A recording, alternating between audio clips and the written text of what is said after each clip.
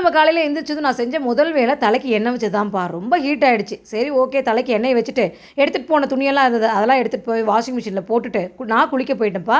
அதுக்குள்ளே கல்பனா வந்து வீடெல்லாம் கூட்டி நல்லா க்ளீன் பண்ணிட்டு இருந்தாங்க. அப்புறம் எப்பயும் போல் நம்ம மலை மேலே இருக்க முருகருக்கு ஒரு சல்யூட்டை போட்டேன். கோவில் நல்லா தெரியுதா பாருங்கள். இந்த கோயில் பேர் ஊத்துமலை கோயில்.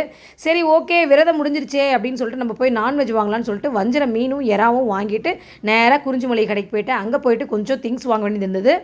ஜீரக சம்பா அரிசி, டிஎஸ்ஆர் கடலைெண்ணெய், சேமியா இதெல்லாம் எல்லாமே வாங்கிட்டு வந்துட்டேன்.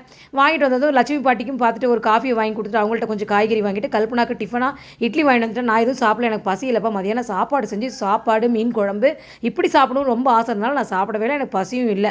அப்புறம் இறாலாம் வாங்கிட்டு வந்து ஏஞ்சலினா வச்சு சும்மா பயன்படுத்திட்டு இருந்தேன். அப்புறம் வாஷிங் மிஷினில் போட்ட துணியை கல்பனா எடுத்து காய போட ஆரம்பிச்சிட்டாங்க. காய போட்டோன்னு நான் என்ன பண்ணேன், வந்தோன்னே டக்குன்னு மீன் குழம்பு வச்சிடலான்னு மீன் குழம்பு வச்சுக்கிட்டு இருந்தேன். ஒரே தொண்டெல்லாம் கட்டிக்கிச்சுப்பா. நான் வந்து லைனில் நிற்கும் போது வெற்றிவேல் முருகனுக்கு அரோகரான்னு சொல்லி தொண்டை கட்டி போச்சு. ஓகேங்க, பாய்.